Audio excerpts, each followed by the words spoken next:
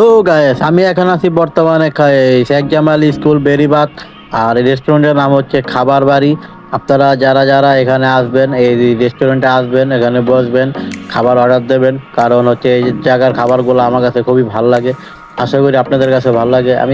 আমার কাছে যতই ভালো লাগবে আমি বলবো না আপনার কাছে ভালো লাগে, কারণ সবার মুখে রুচি এক হয় না। তারপরও দেখা গেছে মিলে যায়। কারণ আমার কাছে যে ভালো লাগে আপনার কাছে লাগতেও পারে।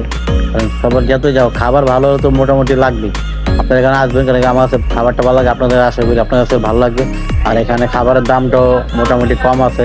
তাদের ব্যবহার আচরণ এগুলো খুব ভালো, খুব রেসপেক্ট করে কাস্টমারদের। আর এই পিৎজাটা দেখতে পারতেছেন, এটার দাম হচ্ছে হলো 400 টাকা।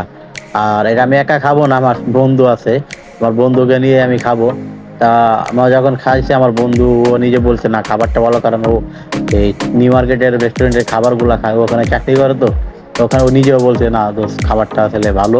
তা আশা করি আপনারা সকালে আসার পর যখন খাবেন তখন আপনাদের কাছে ভালো লাগবে। এখানে আমি যে কয়টাই খাবার খাইছি আমার সবগুলা খাবারই ভালো লাগছে। আর অনেক জায়গায় তো খাইছি, ওগুলো থেকে এখানে খাবারে ভালো লাগছে।